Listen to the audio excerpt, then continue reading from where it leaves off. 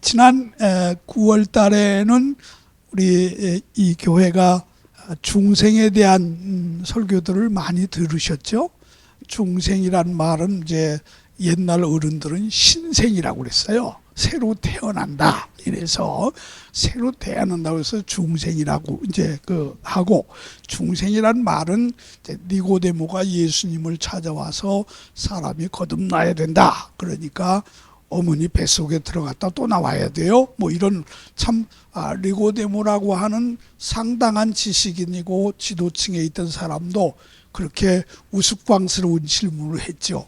어머니 뱃속에 또 들어갔다가 나와야 거듭나는 거 아닙니까? 근데 예수님이 그게 아니다. 그리고 물과 성령으로 거듭나야 된다. 이런 진리를 가르치면서, 그래서 다시 난다. 이게 기독교의 입문이에요. 신자라는 말을 붙일 수 있는 거는 중생한 사람이어야 돼요. 그런데 요즘 우리는 그냥 신자라고 그러죠. 그냥 이름만 신자인 사람, 무늬만 신자인 사람 얼마나 많습니까? 이제 이달에 10월 달에는 여러분이 이제 성결에 대한 얘기를 많이 들으셨으리라고 믿습니다만은, 성결은 둘째치고 말은 중생했다고 그러는데 전혀 중생의 기미가 안 보이는 분들이 대단히 많아요. 요즘 그런 신자들이, 그래서 어떤 분은 그런 신자를 가리켜서 마네킹 신자다 이런 얘기도 하더라고요. 어쨌든 이제 우리는 이 교단 헌법에 우리 교단의 전도 표제라고 그러죠. 사중복음이라는 거. 그게 뭐지요? 성도들이 한번 대답해 보세요. 사중복음의 표제가 뭐예요? 중생, 성결, 신유, 재림, 네 가지죠. 제가 7월 달에 와서는 무슨 설교했어요? 그걸 어떻게 알아? 3개월 지났는데 그냥 했나 보다. 그때는 제가 재림 설교를 한 것 같은데, 이게 숙제예요. 지목사님, 나는 설교하라고 그래서 그냥 내 맘대로 하는 줄 알았더니 뭘 하라고 이러는데, 이번엔 또 성결 설교를 하라고 그러더라고요. 그러니까 그거 숙제하기도 쉽지 않더라고. 이건 요즘은 왜 숙제가 어렵냐 그러면, 한마디로 말해서 속에 들은 건 있는데 정리가 잘 안 되고, 그 정리를 하려면 책이 있어야 되거든요. 저 책 하나도 없어요. 거의 없고, 그냥 이 USB에 담아놓은 주석 몇 개 가지고 그때 설교할 때마다 그거 꽂아서 이렇게 찾아서 조금씩 보는데, 우리는 그런 세대가 아니라서 그걸로 보면 제대로 본 것 같지도 않아. 책을 봐야지. 근데 책이 하나도 없어요. 제가 목회 그만두고 이사 오면서 책을 전부 속된 말로 버렸습니다. 버렸는데 2.5톤 추럭이 2대가 와서 실어갔어요. 얼마나 제가 책을 참 좋아하거든요. 그래서 돈만 생기면 젊었을 때는 책을 샀는데, 그래서 그런지 책이 엄청 많아요. 근데 이게 처치할 수가 없잖아요. 그래서 아예 그냥 누가 와서 가져가라. 그래도 후배들한테 책 필요한 사람한테, 요즘은 후배들은 또 책도 안 좋아해. 전부 그 USB 뭐 그런 거 만들어 가지고 그것만 꽂으면 다 알고, 네이버 들어가면 뭐 다 나오고 이러니까 안 좋아하더라고. 안 가져가. 우리 조카 하나가 목회하는데, 그래서 야, 너 이 책 좀 가져가야 돼. 요새 책 안 봐요. 이러고 앉았어요. 그래서 보내서 1대 반을 보냈습니다. 그랬더니 종이값이라고 10만 원 주고 그거 다 가져가더라고. 아마 그 가격으로 따지면 수천만 원 될 거예요. 제가 또 좋은 책을 많이 갖고 있었는데, 근데 끝나니까 그게 필요가 없잖아. 놓는 거 어디 이사한 집에 또 책장 서재 이런 게 꾸밀 여유도 없고, 그래서 그냥 다 줘서, 누가 요즘은 설교하라고 그래도 이 재료를 찾기가 참 어려워요. 그래서 어렵다는 거예요. 지목사님, 그래서 숙제라는 얘기야. 지목사님이 성결 이러면, 그동안 내가 아는 목사님들 가운데 성결에 관한 자료 있냐? 그런 거 있으면 좀 줘라. 또 후배들한테도 물어봐가지고 이렇게 정리를 합니다만은, 어떻든 오늘은 이제 이 신생한, 즉 중생한 성도들이 가야 하는 과정, 이게 이제 그래서 성화라고도 그러죠. 과정이라고 그래서 성결해지는 과정, 이런 걸 얘기하는데, 이 성결에 대해서 이 얘기를 좀 해봐야 될 것 같습니다. 성결이라고 하는 것은 우리 헌법에 보면 뭐라고 되어 있으면, 교단 헌법에 보면 교인이 받을 성령 세례를 가르친다, 이렇게 간단하게 되어 있어요. 교인이라는 말은 아까 말씀드린 대로 거듭난 신자. 그 거듭나는 건 어떻게 하냐? 예수 믿고 회개하고 예수 믿는 이런 사람들에게 하나님이 주시는 은혜가 중생의 은혜입니다. 사실 이건 기초지만은 이게 없으면 우리의 신앙은 무너지는 거예요. 그냥 무늬만 신앙이 되는 거예요. 그러므로 반드시 이 중생의 과정을 경험해야 되기 때문에, 그렇게 되려면 그 철저한 회개가 있어야 되고 그리스도를 향한 믿음이 분명해야 됩니다. 그러면 중생하는 신자가 될 수 있습니다. 근데 여러분, 우리가 오해하지 말아야 될 것은 중생했다고 해서 신자가 완전한 거 아닙니다. 여러분 잘 아시는 대로 그야말로 거듭난 어린아이와 같아요. 엄마들이 10개월 동안 이 품 안에 두었다가 이제 애를 낳으면 신생아라고 그러지요. 그러니까 우리의 중생의 초기 단계는 바로 신생아와 같은 거예요. 그럼 신생아가 가만히 있으면 되겠습니까? 자꾸 커야죠. 그 젖을 먹고 또 뭐 이유식을 먹든 뭘 먹든 자꾸 커나가야 됩니다. 그 과정을 총틀어서 우리는 성화의 과정, 더 나가면 성결해지는 과정, 이렇게 얘기를 하는 겁니다. 근데 사실 중생은 자기 죄를 회개하고 십자가에 달려 속죄의 피를 흘리신 예수 그리스도를 나의 구주로 받아들이는 그런 순간에 얻어지는 축복입니다. 은혜고, 그래서 누구든지 그 주의 이름을 부르는 자는 구원을 받는다, 이렇게 돼 있고, 또 우리가 그리스도를 영접하는 자들에게는 하나님의 자녀가 되는 권세를 준다. 이게 중생이에요. 그 과정을 반드시 거쳐야 됩니다. 옛날에는 목사 안수를 받으러 가면 제일 나이 많으신 목사님이 질문이 아예 그건 정해져 있어요. 중생의 체험이 있습니까? 그러면 이제 있다고 그럴 거 아닙니까? 그러면 어떻게 중생했습니까? 뭐 이렇게 시간과 심지어는 장소까지 묻는 경우가 있어요. 그러니까 자기가 죄를 회개하면서 내 안에 예수 그리스도가 오심을 확신하는 단계, 이거를 어떻게 너는 거쳤느냐? 그게 없으면 아무런 신자로서, 하나님의 자녀로서의 은택이 없다는 겁니다. 그래서 우리는 중생한 성도가 자꾸 자라가는 과정이 말씀을 먹는다든지, 또 우리가 기도를 계속한다든지, 또 여러 가지 우리 마음속에 하나님이 감동을 주실 때마다 헌신하고 봉사한다든지, 이런 것들이 통틀어서 점점 성장해 가는 과정이다. 그리고 그게 완성 단계가 흔히들 말하는 성령 충만이고 성령의 사람이 되는 거다. 그래서 우리 교단 헌법에서도 이 성결이라고 하는 것은 참으로 하나님이 주시는 큰 은총이고, 많은 사람들이 질문하는 게 뭐냐 그러면 이 땅에 사는 동안 우리가 성결할 수 있습니까? 여러분 스스로에게 한번 질문해 보세요. 나는 성결한가? 아마 자신 있게 대답하는 사람 거의 없을 겁니다. 죄로부터 완전히 자유한가? 어떤 유혹도 내가 이겨낼 수 있는가?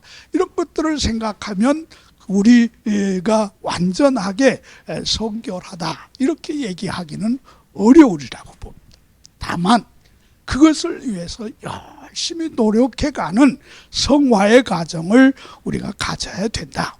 그래서 하나님과 교제하고 하나님을 알고 하나님을 사랑하고 하나님을 누구보다도 기뻐할 수 있는 그런 존재가 돼야 된다는 얘기입니다.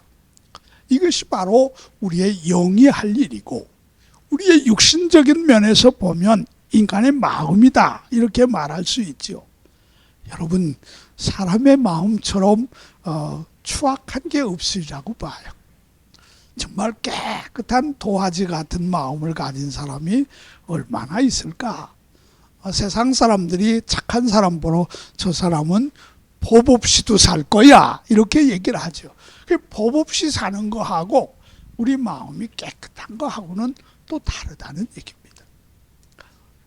제가 목회를 오래 했습니다만은 보면 신자들 사이에 왜 그렇게 갈등이 많은지, 신자와 목회자 사이도 갈등이 있지만은 신자들 사이에도 갈등이 많아요.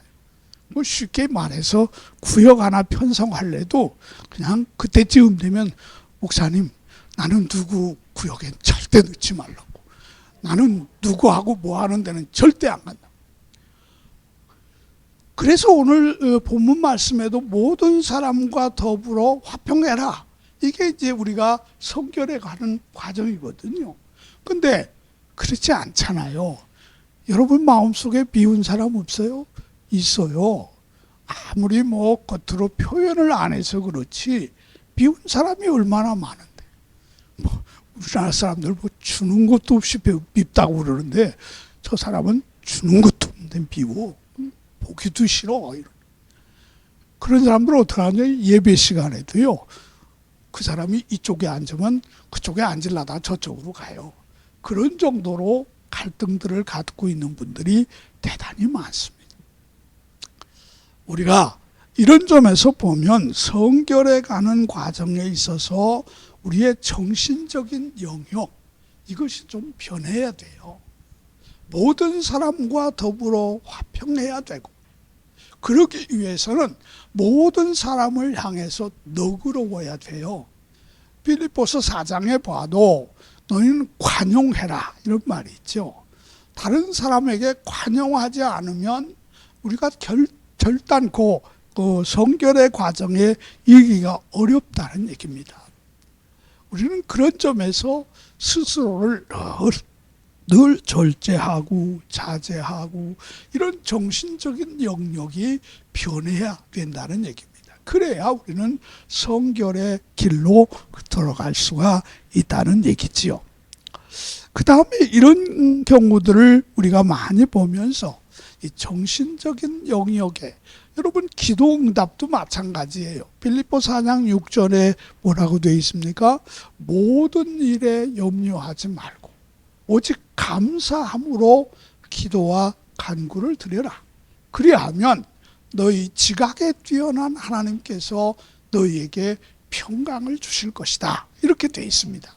그런데 과연 그 앞에 바로 한 말이 너희는 모든 사람에게 관용을 해라, 이런 말씀이 나타나 있는 걸 봅니다. 뭐 그런 얘기들 많이 하잖아요. 주기도문 하면서 양심의 가책을 느끼는 분들이 많다고. 하나님이 우리의 주님이 우리를 용서해 주신 것 같이 우리도 우리 형제의 죄를 용서하게 해달라. 안 되는데 어떻게 해요? 잘 안 돼 그게. 그래서 마음에 늘 아픔이 생기는 경우들이 대단히 많다는 걸 보게 됩니다. 그러므로 우리는 늘 스스로의 정신연령에 미움, 증오 이런 것들이 차있지 않도록 자꾸 스스로를 열고 오히려 다른 사람에게 더 가까이 가고 이런 게 필요하다는 얘기입니다. 그리고 모든 행동에 있어서는, 이게 육의 영역이죠. 모든 행동에 있어서는 거룩한 습관을 자꾸 갖도록 노력하세요. 거룩한 습관을 자꾸 가져야 됩니다. 뭐 거룩한 습관이라는 게 그렇게 대단한 것만은 아니라고 봅니다. 여러분 잘 아시는 대로 오늘 본문 우리 목사님이 읽어준 본문에 보면 모든 사람과 더불어 화평함을 좇고 거룩해져라 이런 말씀이 있지 않습니까? 그러므로 우리는 거룩한 습관을 가져야 돼요. 여러분들 가운데 예수 믿으면서 나는 왜 이렇게 신앙이 안 자라? 이런 분들이 참 많아요. 목사님 나는 교회 다녀도 어떻게 신앙이 자라질 않아서 참 답답해요. 이런 얘기를 합니다. 저는 이 새신자를 교육할 때도 그러거니와 그런 분들에게 제가 주는 말이 삼성을 가까이 해라 이렇게 얘기를 합니다. 뭐 기업 삼성을 가까이 해도 수지 맞잖아요 사실. 삼성 회사에 다니는 사람들 보니까 자부심도 많거니와 뭐 월급도 많이 받더라고요. 그 다음에 무슨 성과급인가 뭐 이런 거 해서 연말이 되면 뭐 1년 받은 봉급만큼 또 받는 때도 있고 이렇더라고요. 삼성 가까이 하면 좋지 뭐. 좋은데 그 삼성을 얘기하는 게 아니고 첫 번째 성은 뭐냐? 성경입니다. 성경을 가까이 해야 됩니다.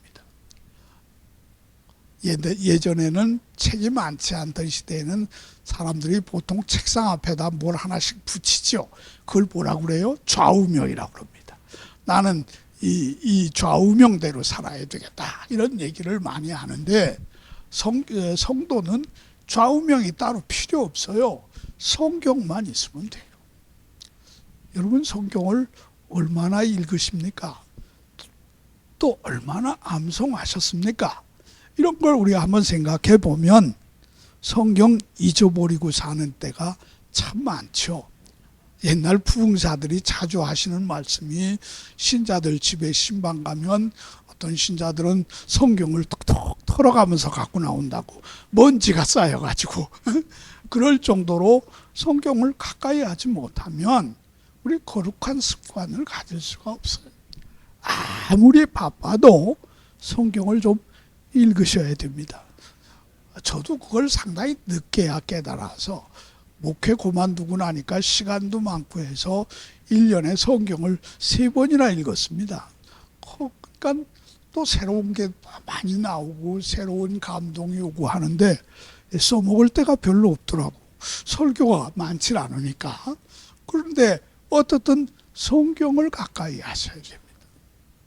책을 가까이 해야 공부 잘한다고 그러죠. 근데 우리는 성경을 가까이 해야 신앙의 젖줄처럼 우리를 잘하게 한다는 얘기입니다. 두 번째가 또 무슨 성이 있어요? 성전을 가까이 해라 이렇게 얘기를 합니다. 보통 두 번째 성은 성전을 가까이 한다는 얘기는 하나님이 계신 집을 늘 사모하면서 성전에서는 주로 기도도 하지만 뭘 하죠? 예배입니다. 예배가 뭐예요? 하나님과 만나는 거예요. 그래서 하나님을 존귀하게 올려드리고 하는 겁니다. 교회의 중요한 그 직임, 장로님이 된다든지 권사님이 된다든지 할 때 최우선 그 임무가 뭐냐? 그분이 얼마나 성전을 가까이 하느냐, 예배를 얼마나 중히 여기느냐, 이걸 보고 우리는 선택의 어떤 한 그 몫을 단단히 할 수 있다는 얘기입니다. 또 하나, 세 번째 성은 성도예요. 성도는 성도를 가까이 해야 돼요. 부모님들이 자식 키우면서 제일 염려하는 게 뭐예요? 우리 애들이 좋은 친구 사귀어야 되는데, 공부 잘하는 친구 사귀어야 되는데, 요즘 저희 집 손녀가 중학교 2학년인데 중2병이 단단히 걸린 것 같아. 그래가지고 말도 잘 안 듣고 걔는 나 없으면 못 살 것 같이 그러더니 내가 외할아버지만 가까이 있었기 때문에 외할아버지가 최고인 줄 알더니 요새는 쳐다도 잘 안 보려고 그래. 친구가 너무 좋아서. 그래서 내가 늘 친구 사귀는 거 좋은데 잘 보고 사귀어라. 그러면 듣는지 마는지 그래.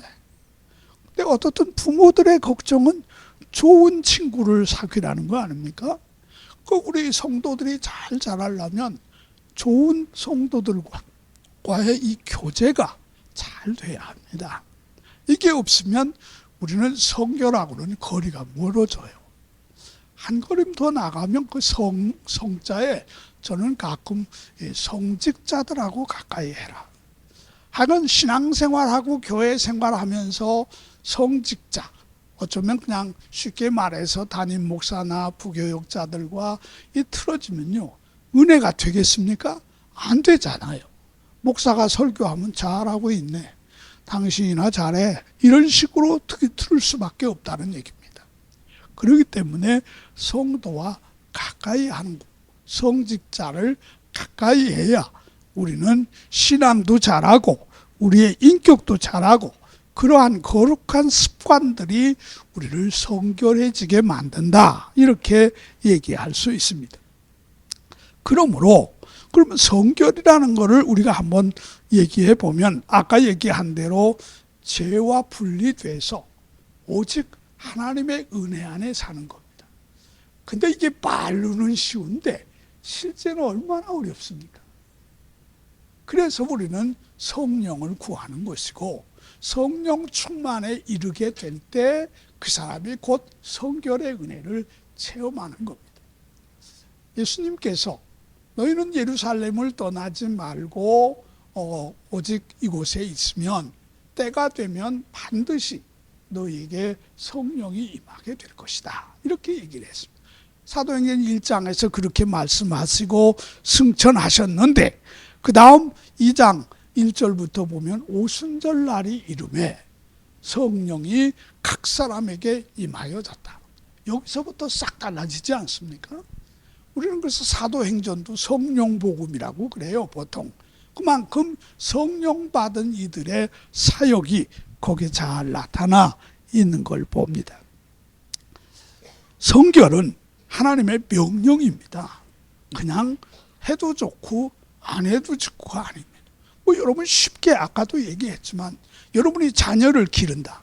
그 자녀가 잘하지 않는다고 한번 생각해 보세요. 얼마나 답답하고 얼마나 마음 아프고 얼마나 슬픈 일인가. 하나님이 우리를 신생, 즉 거듭나게 하셔서 하나님의 자녀가 되게 했는데 그 다음에는 성장하지는 않는다. 그러니까 성경에 보면 하나님이 말씀하신 것 가운데도 내가 거룩한 것 같이 너희도 거룩해야 돼. 이게 바로 성장해 가는 과정이라는 겁니다. 성령의 은혜를 체험해야만 이런 은혜가 주어지게 되고, 반드시 하나님이 성령을 성결해지도록 우리에게 명령하셨거니와, 이건 다른 말로 하면 그렇게 되는 게 우리에게 주시는 하나님의 약속이고 은혜라고 하는 걸 우리는 보아야 되리라고 봅니다. 그럼 성결이 필요한 이유가 뭐냐?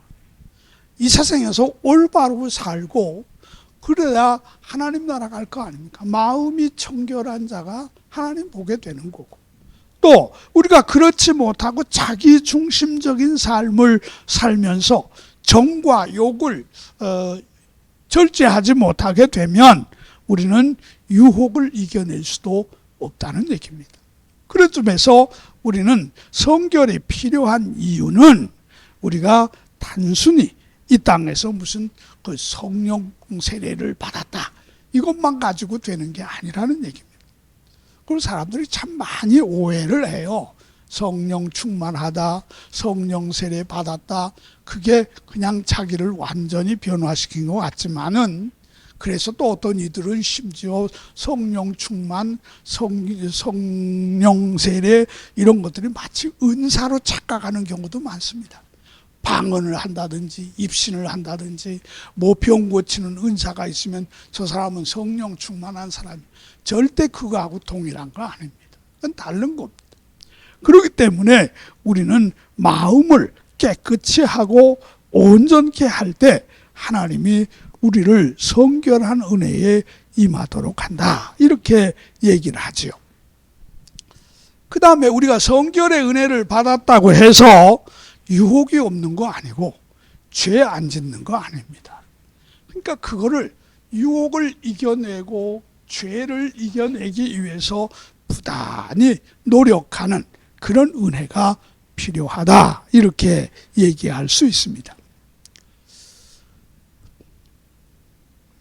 괜히 앞에 얘기를 너무 많이 해가지고 시간이 잔뜩 갔네. 전에도 말씀드렸지만 나는 설교 시간, 본교회에서 목회할 때는 설교하다가 시간 되면 다 끝내요. 그냥 결론도 없이 끝내요. 그냥 왜 끝내냐? 다음에 하면 되니까. 근데 이 동네는 내가 다음에 할 수 있는 기회가 있는지 없는지도 모르잖아. 어? 그러니까 조금 결론은 맺어주고 끝나야 될 거 아니야. 어떻든. 그래서 우리는 이제 하나님과 연합하고 성결의 은혜를 받게 되면 능력이 생긴다는 겁니다. 그러니까 성령 받았다고 하는 증거는, 그래서 사람들이 은사하고 가끔 혼돈하긴 하지만은 어떤 능력이냐? 첫째는 죄를 이기는 능력이 생깁니다. 신자는 그거 해야지. 죄를 이기는 능력이 있어야 바로 그 사람이 성결해질 수 있다는 얘기고, 두 번째는 성결의 은혜를 받으면 봉사의 능력이 생깁니다. 그러니까 열심히 봉사하자. 신약성경에 나타난 대로 너희가 예루살렘을 떠나지 않고 기도하고 있으면 성령이 너희에게 임하게 될 텐데, 성령이 너희에게 임하면 뭐가 생긴다고 그랬습니까? 능력을 받고, 이렇게 되어 있습니다.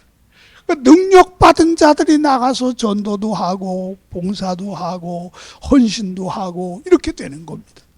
그러니까 진정한 헌신이나 이런 거는 하나님이 주시는 성결의 은혜를 체험한 사람이다. 그러면 성결의 은혜를 체험하기 위해서 우리가 아까도 말씀드린 대로 말씀도 보고 기도도 하고 또 성전을 가까이 하고 여러 가지 하지만은, 진짜 성령의 충만함을 받기 위해서는 하나님께 나를 온전히 맡기는 겁니다.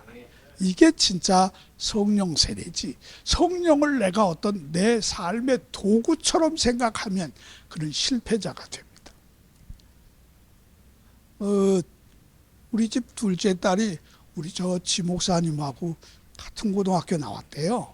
나는 몰랐는데 어쩌다 보니까 물어보니까 알더라고요. 아는데 그 고등학교를 양재고등학교를 나왔거든요. 근데 우리 집 사위도 또 양재고등학교 동기동창이에요. 그러니까 다 아는가 봐.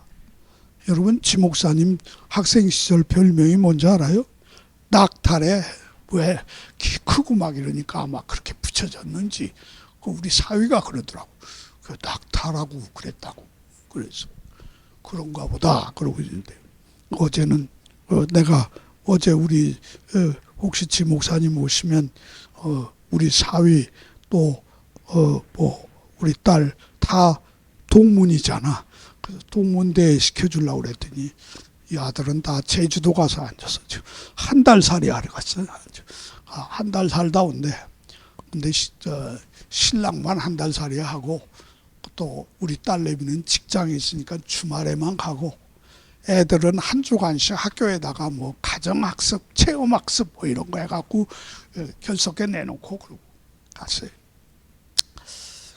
어떻든 우리에게 중요한 것은 성결의 은혜를 받으면 능력이 생기잖아요.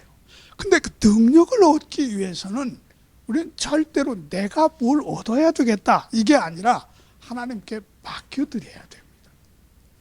저는 가끔 이 악기를 다루는 분들 이렇게 보면, 특히 피아노 같은 거 보면 똑같은 피아노인데 어쩌면 그렇게 달라요. 치는 사람에 따라서 달라요.